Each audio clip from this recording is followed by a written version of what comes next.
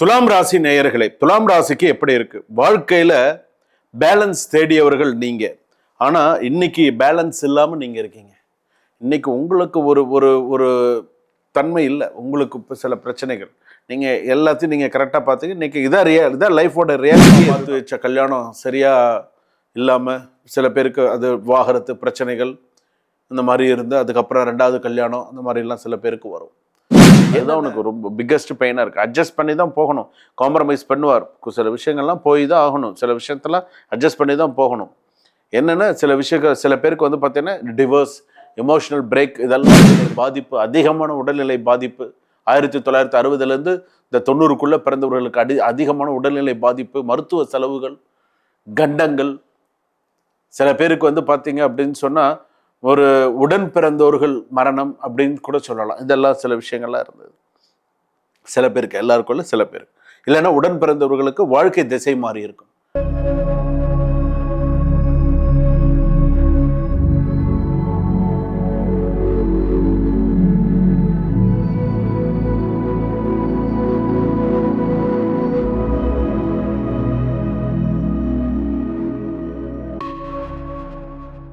ஜனனி ஜென்ம சௌக்கியானாம் வர்தனி குல சம்பதாம் பதவி பூர்வ புண்ணியானாம் லிக்யதே ஜென்ம பத்திரிகா கஜானனம் பூதகணாதி செவிதம் கபித்த ஜம்பு பலசாரபட்சிதம் உமாசுதம் சோக விநாச காரணம் நமாமி விக்னேஸ்வர பாத பங்கஜம் ஆதித்யாயச்ச சோமாய மங்களாய புதாயச்ச குரு சுக்ர சனிபியச்ச ராகவே கேதவே நமகா. உலகெங்கும் வாழக்கூடிய ஜோதிடர் யுகம் நேயர்கள் அனைவருக்கும் வணக்கம். நான் உங்கள் டாக்டர் வி ராஜ்குமார் சிவாச்சாரியார் பேசுகிறேன். எல்லாரும் எப்படி இருக்கீங்க? நலமா இருப்பீங்க நம்புறேன். இன்றைய தினம் நாம் பார்க்கக்கூடிய ஒரு மிக முக்கியமான ஒரு பதிவு. அதாவது இது சாதாரண பதிவு கிடையாது. இது வந்து என்னென்ன 1960 1990 வரையில பிறந்த ஜாதகம். இந்த ஜாதகம் வந்து எப்படின்னா வாழ்க்கையில என்ன நடந்தது, என்ன நடக்குது, இனிமேல் இன்னும் என்ன நடக்க போகுது, இனிமேல் இவ்வளவு தூரம் நடந்துருச்சு, இனிமேல் இன்னும் என்ன நடக்க போகுது அப்படிங்கிறத நம்ம பார்க்க போறோம்.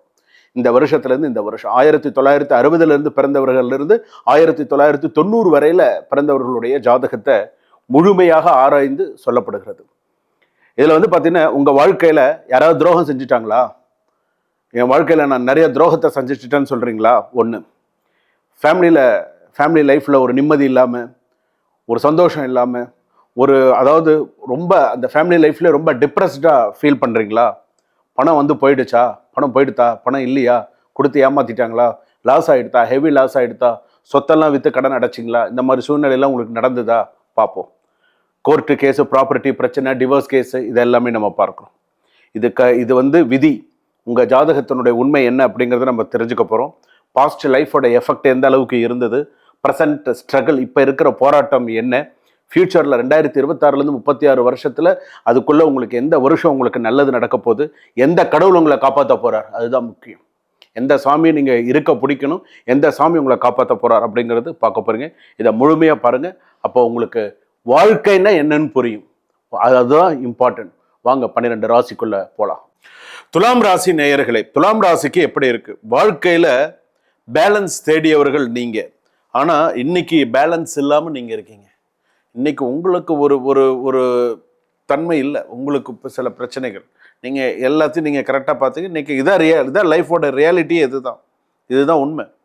ஒரு வரியில் சொல்லணும் அப்படின்னு சொன்னால் அதாவது வந்து அவர்களுக்கு அதாவது உங்களுக்கு நீங்கள் யாரெல்லாம் முக்கியம்னு நினச்சிங்களோ, நீங்கள் யாருக்கெல்லாம் இம்பார்ட்டன்ஸ் கொடுத்தீங்களோ, யாருக்கெல்லாம் அதிக முக்கியத்துவம் கொடுத்தீங்களோ, இன்னைக்கு அவங்கெல்லாம் யாரும் முழுசாக உங்களை நம்பலை. அவ்வளோதான், உங்களை நம்பலை. சிறு வயசுலேருந்தே உங்களுக்கு ஒரு சின்ன ஒரு கான்செப்டுங்க. சின்ன வயசுலேருந்து உங்களுக்கு ஒரு மைண்ட் செட் என்ன தெரியுமா? யாரையும் காயப்படுத்தக்கூடாது, என் வழி தனி வழி, நம்ம வாட்டுக்கு போகணும், யாரையும் கஷ்டப்படுத்தக்கூடாது, நம்மளால் முடிஞ்சால் செய்யணும், அந்த மாதிரி இருக்கக்கூடியவர்கள். அதாவது உதவி செய்யலாம், உபதிரவம் செய்யக்கூடாது. இதில் நீங்கள் கரெக்டாக இருப்பீங்க. நம்மளால் முடிஞ்சால் உதவி செய்யணும், யாருக்கும் உபதிரவம் செய்யக்கூடாது அப்படின்னு நினைப்பீங்க. ஆனால் இப்படியெல்லாம் இருந்த உங்களுக்கு என்னாச்சு? சில பேருக்கு நல்ல படிப்பு இருக்கும், மாஸ்டர்ஸ் டிகிரி இந்த மாதிரிலாம் நல்ல படிப்பு இருக்கும், நல்ல மூளை, நல்ல படிப்பு, வீடு வாசல் எல்லாமே இருக்கும். ஒரு குறிப்பிட்ட காலத்துக்கு அப்புறமா அப்பா தவறி இருப்பாங்க. நல்ல படிப்பு, நிறைய நல்ல விஷயங்கள் இருக்கும். அப்பா பார்த்து வச்ச கல்யாணம் சரியாக இல்லாமல் சில பேருக்கு அது விவாகரத்து பிரச்சனைகள், இந்த மாதிரி இருந்து அதுக்கப்புறம் 2வது கல்யாணம் அந்த மாதிரிலாம் சில பேருக்கு வரும். என்னென்னா இன்றைக்கும் சில தகப்பனார் வந்து கல்யாணம் பண்ணி வச்சிடுறாங்க. கல்யாணம் பண்ணி வச்சதுக்கு அப்புறமா 1 வருஷம் 2 வருஷம் கழிச்சு அந்த பொண்ணு கஷ்டப்படும் போது தகப்பனார் யோசிக்கிறார். எப்படி யோசிக்கிறாருன்னு, நம்ம பொண்ணுக்கு அவசரப்பட்டு கல்யாணம் பண்ணி கொடுத்துட்டோமோ. இன்னைக்கும் சில பையன் வீட்லேயும் அப்படி தான் நடக்குது. இன்னைக்கு பையன் துளாராசியில் இருக்காங்க. விசாக நட்சத்திரம் துளாராசி, சித்திர நட்சத்திரம் துளாராசி இருக்குது, சுவாதி நட்சத்திரம் பையன் நான் கல்யாணம் பண்ணாமல் கூட இருந்திருப்பாப்பா, ஆனால் நான் கல்யாணம் பண்ணி கடைசியில் என்ன இந்த மாதிரி நான் உங்களை கேட்டேனாப்பா, ஏன் எனக்கு மட்டும் இந்த மாதிரி அப்படிங்கிற அளவுக்கு சில பேருக்கு இருக்கும். சில பேருக்கு ஒரு கேள்விக்குறியாகவே சில பேருக்கு அந்த மாதிரி அமைஞ்சிருச்சு அப்படின்னு சொல்லலாம். அடுத்ததாக இவங்களுக்கு வந்து பார்த்தீங்கன்னு சொன்னால் இந்த துலாம் ராசி அப்படின்னு சொல்லும்போது வந்து பார்த்தீங்கன்னா ஒருத்தரை கரம் பிடிக்கணும், ஒருத்தரை கல்யாணம் பண்ணணும், ஒருத்தர் லவ் பண்ணணும், ட்ரூ லவ் ட்ரூவாக இருந்து கரெக்டாக கடைசி வரைக்கும் அதே மாதிரி இருப்பாங்க. அதாவது வந்து பார்த்தீங்கன்னா ஒரு ஸ்மைல் இருக்கும், ஒரு ஃப்ரெண்ட்லியாக இருப்பாங்க, ஒரு கரெக்டாக இருக்கும். கொடுக்குற அளவுக்கு அதாவது வந்து பார்த்தீங்கன்னா எந்த ஒரு விஷயத்தையும் வந்து பார்த்தீங்கன்னா எல்லாம் அதாவது கொடுத்ததுக்கு ஈக்குவலாக கிடைக்காத வாழ்க்கை அப்படிங்கிறது வந்து பார்த்தோன்னா சில பேருக்கு இதுதான் ஒரு விஷயமான விஷயம். 26லேருந்து 29 ரியாலிட்டி ஹிட் அப்படின்னு சொல்லலாம். அந்த அளவுக்கு உங்களுக்கு ஒரு ஹிட் அடிக்கும், நல்லா இருக்கும். 29 32 மைண்டு சேஞ்ச் மைண்ட் செட். அந்த டைமில் சில விஷயங்கள் மைண்ட் சேஞ்ச் மைண்ட் செட்னு நான் சொல்லிடுறேன் இப்பயே. 32 36 ஃபைனலி பேலன்ஸ் கிடைக்கும். கரெக்டாக லெசனை கரெக்டாக கற்றுக்கிட்டா லைஃப் செட்டில் ஆகும், இல்லைன்னா அவ்வளோதான். பிக்கஸ்ட்டு மேரேஜ்னு எடுத்துட்டேன்னா the biggest pain is for you. அதுதான் உனக்கு ரொம்ப பிக்கஸ்ட் பெயினாக இருக்குது. அட்ஜஸ்ட் பண்ணி தான் போகணும், காம்ப்ரமைஸ் பண்ணுவார். சில விஷயங்கள்லாம் போய் தான் ஆகணும், சில விஷயத்தெல்லாம் அட்ஜஸ்ட் பண்ணி தான் போகணும். என்னென்னா சில பேருக்கு வந்து பார்த்தீங்கன்னா டிவோர்ஸ், எமோஷனல் பிரேக் இதெல்லாம் இருந்திருக்கு. உடல்நிலை பாதிப்பு, அதிகமான உடல்நிலை பாதிப்பு. 1960லேருந்து இந்த 90க்குள்ளே பிறந்தவர்களுக்கு அதிகமான உடல்நிலை பாதிப்பு, மருத்துவ செலவுகள், கண்டங்கள். சில பேருக்கு வந்து பார்த்தீங்க அப்படின்னு சொன்னால் ஒரு உடன் பிறந்தவர்கள் மரணம் அப்படின்னு கூட சொல்லலாம். இதெல்லாம் சில விஷயங்கள்லாம் இருந்தது சில பேருக்கு, எல்லாருக்குள்ள சில பேர். இல்லைன்னா உடன் பிறந்தவர்களுக்கு வாழ்க்கை திசை மாறி இருக்கும். உடன் பிறந்தவர்களுக்கும் வாழ்க்கை செட்டாக இருக்காது, இவங்களுக்கும் செட் ஆகாது. ஏதோ ஒரு பிரச்சனையிலே அப்படியே ஓடின்னு இருக்கும். லீகல் இஷ்யூலாம் இருக்கும். சில விஷயங்கள்லாம் அப்படியே வந்து இருந்துகிட்டே தான் இருக்கும், சில விஷயங்கள் மட்டும்தான் குறையும். ஹார்மோன் இம்பேலன்ஸ் இருக்கும். சில பேருக்கு ரத்த சம்பந்தமான சில விஷயங்கள்லாம் இருக்கும். அதாவது நீ வாழ்க்கையில் அளவுக்கு நீ நிறைய தியாகம் பண்ணிட்ட, நிறைய விஷயங்கள்லாம் பண்ணிட்ட துளாராசி பொறுத்தளவுக்கு. இதுக்கப்புறமாவது கொஞ்சமாவது நீ எப்படி நடந்துக்கணும், என்ன பண்ணணும், எப்படி இருக்கணும் அப்படிங்கிறத பார்த்து. அதாவது ஆடம்பர வாழ்க்கை வேண்டாம். நான் இப்போவும் சொல்கிறேன், ஆடம்பர வாழ்க்கை வேண்டாம். உனக்கான வாழ்க்கை நீ வாழ்ந்தால் போதும். ரொம்ப ஆடம்பரம் அது இது அப்படி இப்படிலாம் போகாது. ஃப்யூச்சருக்கு தேவையான விஷயங்களை நிறையா பாரு. ஆடம்பரமான வாழ்க்கை வேண்டாம். அப்படி இருக்கணும் இப்படி இருக்கணும் பந்தா நல்லா வேண்டாம். சொல்கிறாங்கல்ல, ஆடி அடங்கும் வாழ்க்கையடா 6 அடி நிலம்தான் சொந்தமாடான்னு சொல்கிறாங்கல்ல, அதுதான். அதனால் உனக்கு தேவைக்கு என்ன எப்படி இருக்கணும், என்ன செய்யணும், கரெக்டாக பார்த்துக்கோ, கரெக்டாக இரு. அதுதான் உன் வாழ்க்கைக்கு நிதர்சனமான உண்மை இதுதான்.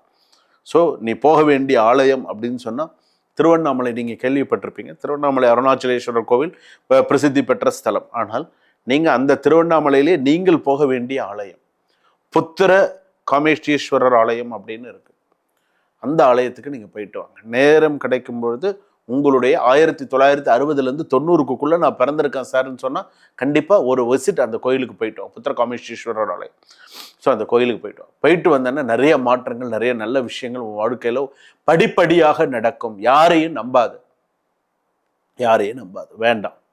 நம்ப வச்சு உன்னை துரோகம் பண்ணுவோம், யாரையும் நம்பாது. உன் மூளைக்கு என்ன செய்யணுமோ அதை செஞ்சுட்டு கரெக்டாக ஒரு விஷயமா அடி எடுத்து வச்சுப்போம். ஏமாற்றுவான், இதை கூட அதை கூட, இதை செய்கிறேன், இப்படி பண்ணிடுறேன், அதை பண்ணிடுறேன், அப்படி இப்படின்னு சொல்லுவான். பணம் கொடு, நான் தரேன், நான் உனக்கு அப்புறம் கொடுக்குறேன், எதையாவது சொல்லி ஏமாற்றுவான். குடும்பத்தை பிரிக்கிறதுக்கு பார்ப்பான். உனக்கு சொந்த பந்தமே போதும் குடும்பத்தை பிரிக்கிறதுக்கு. சில பேருக்கு அந்த ரிலேஷன்ஷிப்போட அருமை சில பேருக்கு தெரியாது. சில பேர் வந்து அப்போ ரொம்ப ஒரு இதுவாக இருப்பாங்க. உன் குடும்பத்தில் இன்றைக்கும் சில பேர் வந்து பார்த்தோன்னா உற்ற சில உறவினர்கள் கூட பேச்சுவார்த்தை கிடையாது. ஸோ இன்றைக்கி வந்து பார்த்தீங்க அப்படின்னு சொன்னால் எல்லாமே பாக பிரிவினை ஆகிடுது.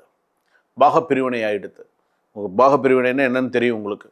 ஸோ அதெல்லாம் ஆயிடுச்சு. ஸோ இதெல்லாம் நடந்ததுனால தான் இன்றைக்கும் சில பிரச்சனைகள், இன்றைக்கும் இந்த துளாராசிக்காரர்களுக்கு அதுவும் தொழில் வேலை வாய்ப்புலலாம் இன்னும் நிறைய பிரச்சனைகள்லாம் இருக்குது. இனிமேல் தான் நீங்கள் காலம் கடந்து அடுத்தடுத்து என்னென்ன செய்யணும், எப்படி பண்ணணும், விழிப்புணர்வோடு இருக்க வேண்டும். 60லேருந்து 90 வரையில் இருந்தவர்கள் இதுக்கப்புறம் இன்னும் கொஞ்சம் விழிப்புணர்வோடு இருக்கணும். இப்போ சரியான அடியெல்லாம் பட்டு மேலே வந்தாச்சு.